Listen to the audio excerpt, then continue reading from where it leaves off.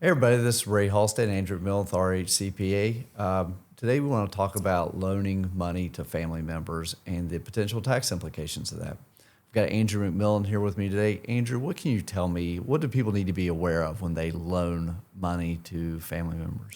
Yeah, so every situation is a little different. Some people loan money with, they don't really care too much about getting interest back or anything like that. They just want to loan money, and as long as you got that principal back, in their mind, they're okay.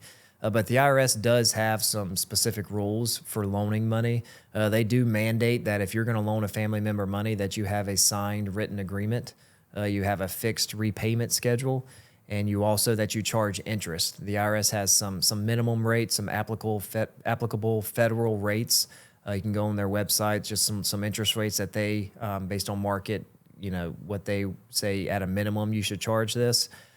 So technically, the IRS does mandate that you charge interest, have a fixed repayment schedule, and get a signed written agreement between you two. So what happens if you don't charge interest? So if you don't charge interest, the risk is the IRS, audits your return or looks at your return. If you're the one loaning the money, if you don't charge interest, the IRS could potentially say, well, you should have charged X amount of interest, and they tax you on that. So, you're paying taxes on something that you didn't even get. So that's the risk there. So you would want to make sure you protect yourself.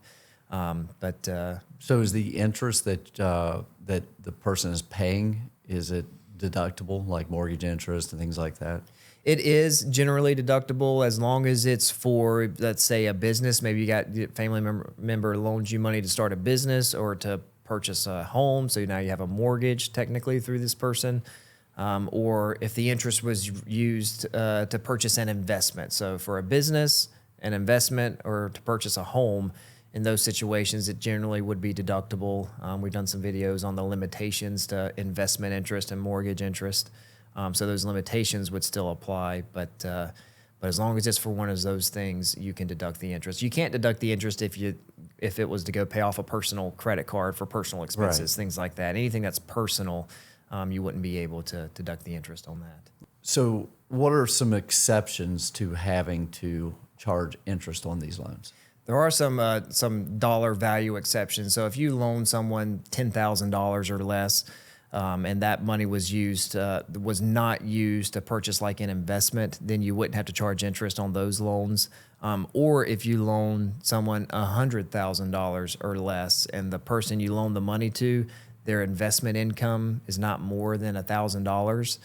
Their net investment income is not more than $1,000. That would be like their dividends, their interest, their personal capital gains. Then you wouldn't have to charge interest on those loans. So there are some exceptions to the rule, but just be aware that there are some rules when you decide to loan a family member money. Well, that's really good information, Andrew.